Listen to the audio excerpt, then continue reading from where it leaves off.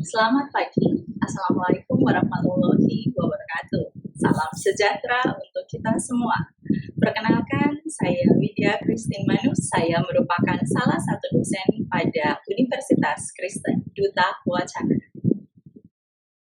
Pada kesempatan saat ini, saya akan menjelaskan tentang pernyataan diri dosen dalam unjuk kerja Tridharma, lebih khusus dalam aspek pengajaran pada salah satu blok, di mana saya menjadi tim penanggung jawab blok yang bertugas menyusun RPS, blok sistem endokrin dan metabolisme dengan bobot 3 SKS.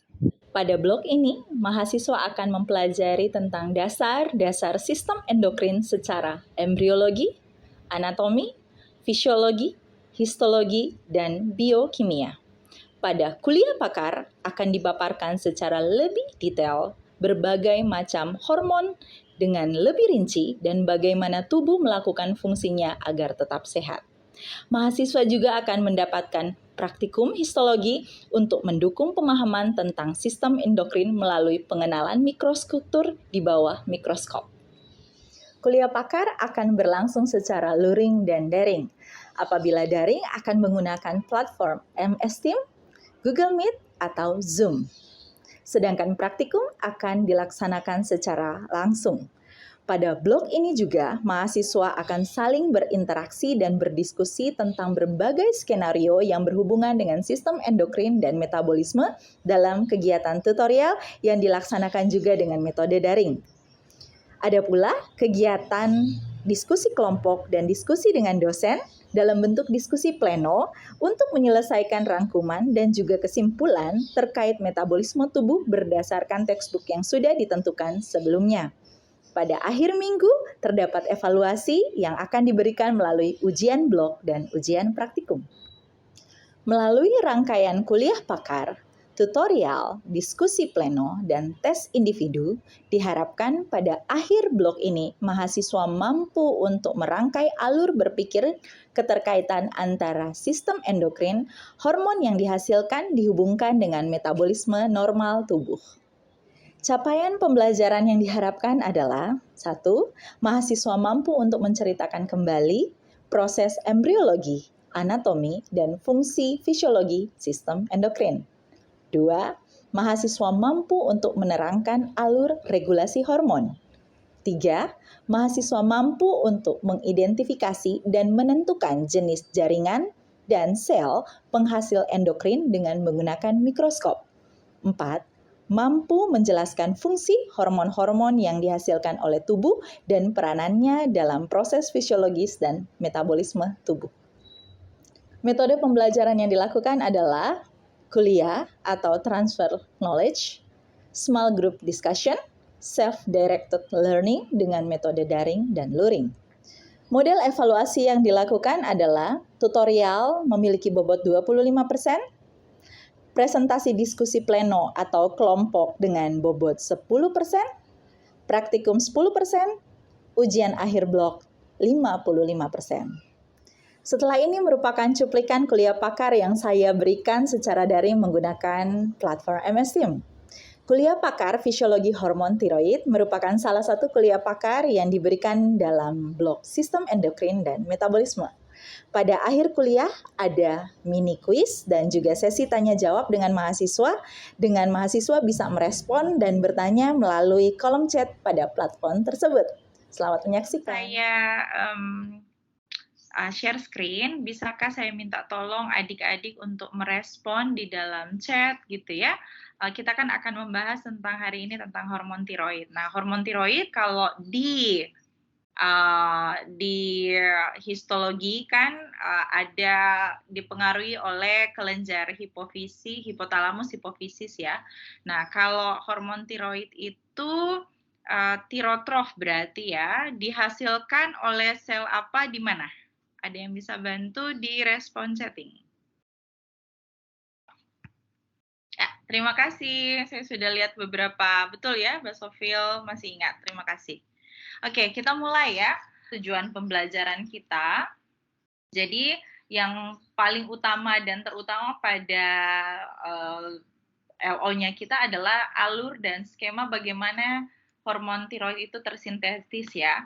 Lalu adik-adik nanti diharapkan nanti setelah akhir kuliah bisa membedakan apa yang maksud TSA, T3, T4, apa bedanya. Lalu apa fungsi dari hormon tiroid dan bagaimana mekanisme targetnya. Ya, ini pendahuluan inilah di depan, ini ada trakea, ada makanya kenapa kupu-kupu ya, karena hormon tiroid itu dia lobus seperti kupu-kupu begitu ya, di anterior dari di bawah laring, di trakea ya, di depan trakea. Karena perintah dari TRH akan melepaskan TSH, thyroid stimulating hormone. Thyroid stimulating hormone ini akan dibawa oleh pembuluh darah kelenjar tiroid untuk menghasilkan hormon tiroid. Ini yang kita namakan dengan feedback positif. Jadi feedback positif adalah ketika produksi hormon tiroid di perifer, ini kan adalah di perifer ya, di perifer misalnya di organ-organ target begitu ya. Jadi kalau di organ-organ target atau di sel kurang hormon TRH, TRH memerintahkan anterior pituitary untuk melepaskan TSH, TSH akan dilepaskan, diperintahkanlah hormon tiroid untuk menghasilkan hormon tiroid. Begitupun kalau misalnya produksinya terlalu banyak, misalnya di perifer terlalu banyak nih gitu ya. Akibatnya adalah ada feedback negatif ke anterior pituitary dan juga ada feedback negatif ke loop panjang juga bisa begitu ya. Loop ini juga bisa. Jadi bisa tiroid yang banyak itu merupakan feedback negatif kepada TSH. Oh, oke, TSH saya sudah banyak, saya tidak boleh memproduksi lebih banyak lagi. Jadi tolong kurangi produksimu gitu ya. Nah, bisa juga tiroid yang ada di perifer ini akan memerintahkan hipotalamus untuk signal bagi hipotalamus bahwa oh saya sudah banyak di perifer sehingga TRH-nya jangan banyak gitu ya. Ini namanya negative feedback. Kalau adik-adik ingin ingat tentang apa bedanya negatif feedback dan positif feedback, anggap saja ini sebagai sebuah pabrik. Jadi kalau saya kekurangan roti, misalnya saya kekurangan roti ya, kita ini adalah pembeli gitu ya, pembeli kekurangan roti gitu ya, kan pasti kita akan bilang dong kepada produsen, hai wahai produsen, produsen dalam hal ini adalah TRH dan TSH, saya butuh roti karena itu tepungnya diperbanyak dong begitu ya. Jadi dalam hal ini kita adalah usernya gitu ya. Jadi sebaliknya, kalau roti terlalu banyak, kita kan nggak butuh makan roti terlalu banyak gitu ya, nanti busuk gitu, malah nggak bagus. Nah, karena itu saya bilang kepada pabriknya, hey pabrik, saya lagi tidak butuh roti, jangan dong, jangan buat roti, begitulah. Tidak harus kamu membeli tepung banyak-banyak. Itu yang dinamakan dengan negative feedback ya. Jadi ini adalah loop yang saya tadi sempat sampaikan tentang negative feedback. Jadi pengaturan hormon tiroid itu berasal dari ini TSH atau TRH misalnya tidak bisa mempengaruhi organ lain atau tidak bisa mempengaruhi secara langsung kelenjar lain karena yang punya reseptor TSH hanya ada di kelenjar tiroid. Adik-adik, ini adalah pulau-pulau yang cantik ya dari kelenjar tiroid dan yang dinamakan dengan satu folikel tiroid adalah ini. Satu danau ini. Sintesis tiroid akan ada di dalam folikel tiroid. Dimulai dari sel tiroid ke dalam koloid. Jadi kalau misalnya saya ambil satu part yang kecil ya, saya ambil satu part yang kecil, dia jadi gambar ini gitu ya. Nah, di gambar ini saya ngambil ini gitu ya. Bagian ini. Ini adalah gambarnya. Ini adalah kapiler. Ini sepanjang ini adalah sel, maaf saya ulangi, ini adalah folikel tiroid. Yang ini, satu bagian ini adalah sel folikel tiroid. Yang ini adalah lumennya. Ya. Nah, di antara kapiler dan sel folikel tiroid ada namanya celah interstisial. Ya. Nah, sel itu diberi makan oleh tubuh melalui pembuluh darah. Darah akan membawa seluruh nutrisi oksigen ke dalam tubuh melalui pembuluh darah. Endokrin adalah kelenjar di mana banyak sekali kapiler yang ada di dalamnya, gitu ya, baik sinus, kapiler itu banyak sekali. Nah, dalam hal ini kita membutuhkan pembuluh darah untuk mengangkut hasil dari metabolisme untuk pembuatan hormon tersebut atau mengalirkan hasil dari produk hormon tersebut untuk berefek ke tempat yang lain. Jadi, membawa dari dan ke dalam lalu mengeluarkan produknya keluar. Untuk membuat hormon tiroid, kita akan membutuhkan yang namanya iodin. I, ya. I di sini bermuatan negatif, ya. Nah, makanan yang mengandung iodin akan dicerna oleh pencernaan. Setelah dapat iodinnya akan dialirkan melalui darah oleh pembuluh darah, dibawa masuk ke dalam folikel tiroid, melalui sel folikel tiroid, menembus membrannya, membran dari sel folikel tiroid memerlukan natrium. Dan natrium di sini adalah positif. Jadi mengapa iodin bisa bersama-sama dengan natrium? Karena di sini iodin adalah bermuatan negatif, natrium adalah bermuatan positif. Iodin yang ditangkap oleh natrium kita sebut dengan iodin trapping. Dari iodin masuk dari pembuluh darah ke dalam sel folikel tiroid melalui proses yang namanya eksositosis. Ya. Nah, di sini iodin trapping ini dia mulai ketika ion natrium ini melintasi membran ini. Jadi membran ini, jadi di dalam ini kan ada membran, setiap sel itu pasti ada lapisannya gitu ya, lapisan membran itu seperti ya plastik gitu ya, kalau kita melindungi makanan yang di dalam ada plastiknya gitu ya, dengan cara transport aktif ya. Nah, setelah di dalam membran sini, iodin ini, natrium akan kembali ke dalam darah, sedangkan iodin akan berdifusi masuk ke dalam lumen. Di dalam lumen udah ditungguin tuh iodinnya oleh tiroglobulin. Ini adalah tiroglobulin, ya. Di dalam lumen udah ditungguin gitu ya sama tiroglobulin. Nah, ketika si iodin masuk, dia membutuhkan pendrin. Jadi walaupun ada tiroglobulin di dalam, iodin tidak akan bisa masuk kalau kita tidak punya pendrin. Pendrin ini adalah suatu protein membran khusus membawa iodin ke dalam sel folikel, ke dalam lumen. Jadi kenapa hanya iodin yang bisa masuk ke dalam lumen? Karena dia punya pendrin. Kalau misalnya ada gangguan yang tidak memiliki protein pendrin ini, yang terjadi adalah iodin tidak akan masuk atau sulit masuk ke dalam folikel tiroid. Nah, sekali ada di dalam lumen, di dalam koloid itu sudah ada juga enzim namanya tiroid peroksidasi. Jadi, oleh enzim ini, globulin yang diikat oleh tiroglobulin akan teroksidasi oleh tiroid peroksidasi. Akibatnya apa? Akibatnya ketika teroksidasi iodin itu akan membentuk kubu, ya. Nah, dia akan membentuk kubu di mana ada yang iodin yang bergabung sebanyak 2 dan ada yang bergabung sebanyak 1. Yang satu namanya monoiodotirosin, yang bergabung 2 namanya diiodotirosin. Nah, ketika dalam perjalanannya, ketika sudah mengalami proses oksidasi, mereka akan bergabung kembali dalam formasi yang lebih kompleks. 2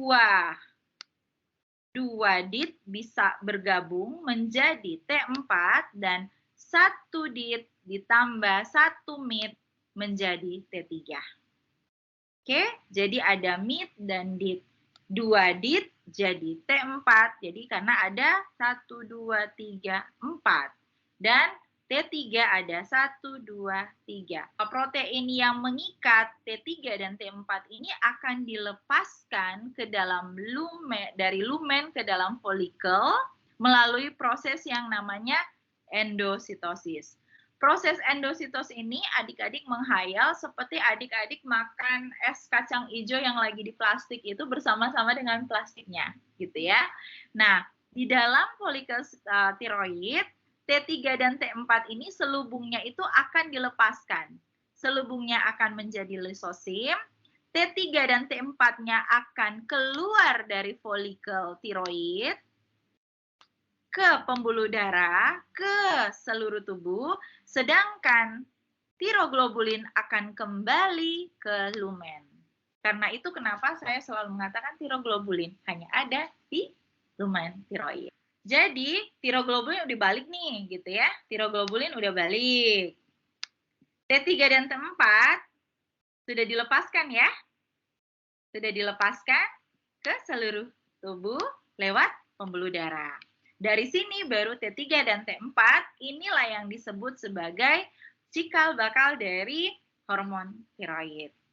Nah, kenapa kita butuh iodium gitu ya? Karena iodium ini adalah bahan baku atau prekursor daripada hormon tiroid. Tanpa adanya iodin akan sulit untuk kita membuat hormon tiroid karena iodin itu dibutuhkan dalam proses pembuatan T3 dan T4 ini adalah karena ada oksidasi yang membentuk cincin fenolik yang membentuk struktur kompleks sehingga dia menjadi T3 dan T4. Jadi T3 dan T4 ini karena hadirnya substansi iodium. Jadi adik-adik kalau ingat garam beriodium. Kenapa garam beriodium gitu ya? Karena udah sekalian, karena iodium hanya bisa masuk ke dalam folikel selnya kalau ada natrium dengan mekanisme transport aktif. Jadi dia akan jauh lebih cepat untuk bisa masuk ke dalam sel kalau ada natrium. Karena itu biasanya di dalam garam ditambahkan iodium. Ini adalah contoh bagaimana gangguan hipotiroid. Kenapa dia jadi besar seperti ini? Karena seperti ini kan iodiumnya nggak ada, tetapi oleh di otak itu dapat hipotiroid yang kecil-kecil seperti ini, dia jadi membesar supaya mengaktifkan prosesnya. Karena itu mengapa orang hipotiroid bisa besar ya kelenjar tiroidnya. Di dalam plasma darah, tiroid itu diikat oleh 3 macam binding gitu ya, binding protein. Protein-protein tersebut adalah yang paling banyak adalah tiroid binding protein, selain itu adalah transferin dan ada albumin. T3 dan T4, walaupun T3 ini iodinnya cuma 3, tetapi secara efek T3 itu lebih kuat daripada tiroid ini dilepaskan di plasma dan berefek di dalam sel. Sekali dia terikat, dia akan bisa mengaktifkan gen untuk melakukan hal-hal ini dalam sebuah sel. Jadi sebegitu kuat tiroid tersebut ya. Di sisi lain, sebenarnya tiroid itu bisa diaktifasi dan bisa juga tidak terlalu aktif, kita akan butuh T3. Jadi, clue-nya adalah fungsi dari hormon tiroid adalah meningkatkan metabolisme, pertumbuhan, perkembangan. Jadi ada fungsi pada kardiovaskular, pada otot, pada reproduksi dan lain-lain, dan ada namanya permissive action. Kita akan lihat satu-satu ya. Bagaimana dia mengatur metabolisme? Baru namanya metabolisme. Metabolisme pasti membutuhkan energi, membutuhkan oksigen, di mana mengekspresi gen NAK ATPase, di mana ini akan terjadi setiap proses respirasi, setiap proses energi, setiap proses yang mengakibatkan suhu tubuh naik, dia akan membutuhkan proses ini, NAK ATPase. Lalu hormon tiroid itu juga dia merangsang karbohidrat untuk dipakai, ya. Jadi sumber utama energi kan karbohidrat ya, gula gitu ya, glukosa dalam hal ini, glukosa dari karbohidrat dan juga protein dan juga sebenarnya lemak gitu ya. Jadi hormon tiroid dia juga merangsang metabolisme karbohidrat, protein dan juga sebenarnya lemak untuk membantu menghasilkan energi. Hormon tiroid juga mengakibatkan katabolisme protein dalam dosis tinggi. Artinya begini, kalau misalnya kita tidak cukup dari karbohidrat, kita akan energinya diambil dari protein, gitu ya. Oke, bagaimana pertumbuhan dan perkembangan itu dibantu? Ternyata pada tulang, pada tulang dia membantu untuk menginduksi kondrosit, osteoblast, dan osteoklas. Pada level yang baik akan meningkatkan proses pertumbuhan, begitu ya.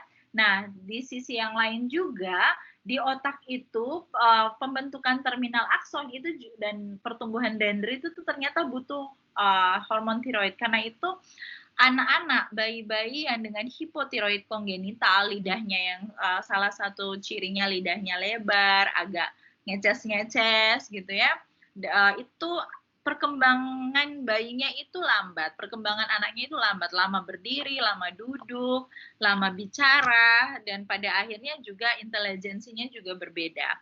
Nah, pada otot skelet, hormon tiroid itu meningkatkan perkembangan dari serat otot tipe 2 yang mampu melakukan kontraksi cepat dan kuat. Karena itu, kalau orang-orang yang hormon tiroidnya rendah, biasanya dia akan merasa lemah, tidak bertenaga, karena ototnya tidak bisa bekerja dengan baik.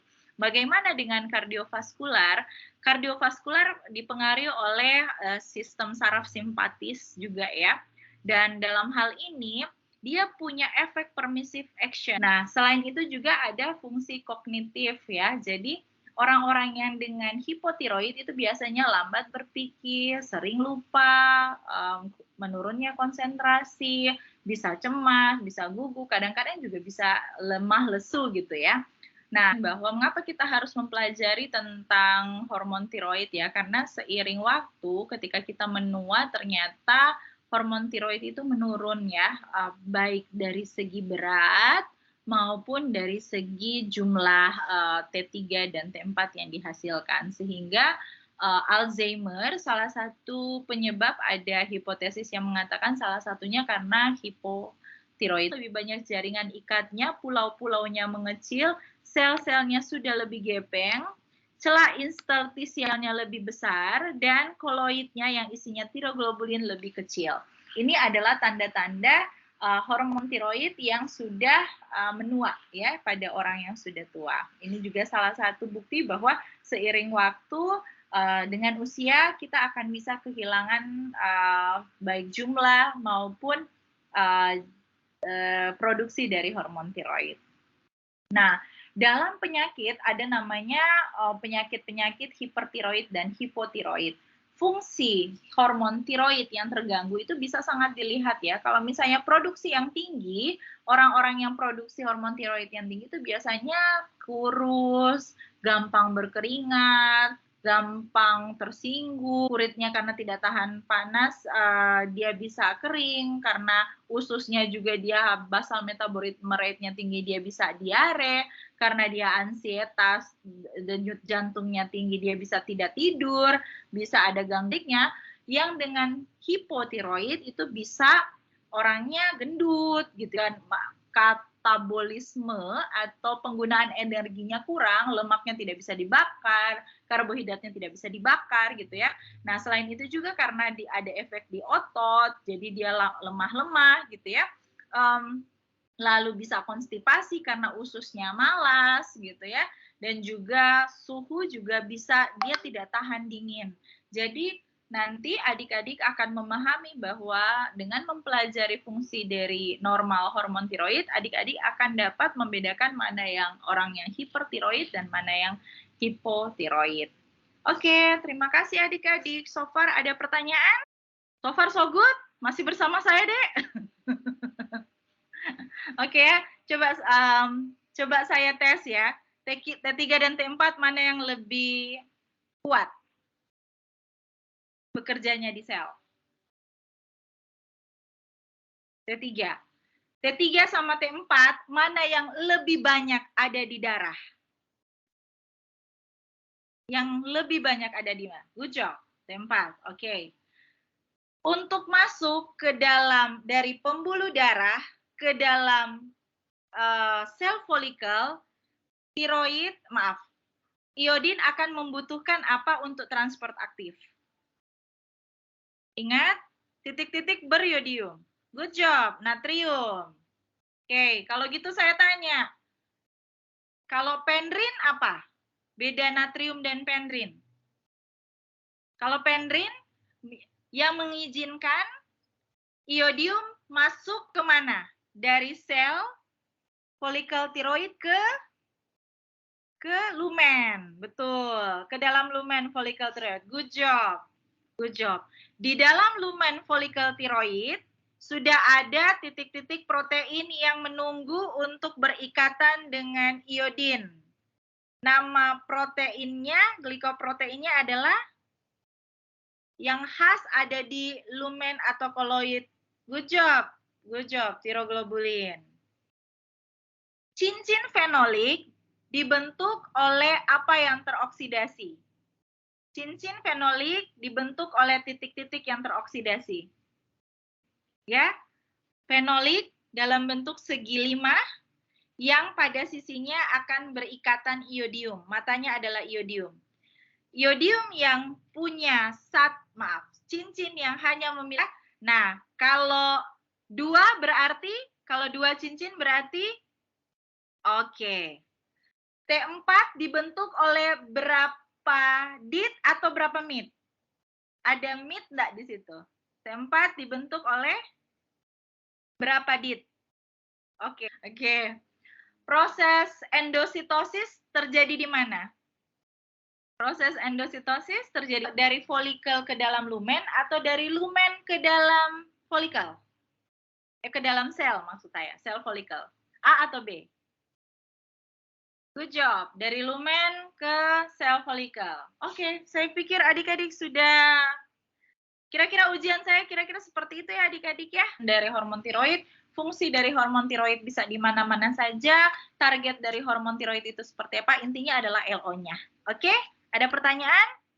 Kalau tidak ada, semoga adik-adik kuliah pada siang hari ini bisa bermanfaat untuk adik-adik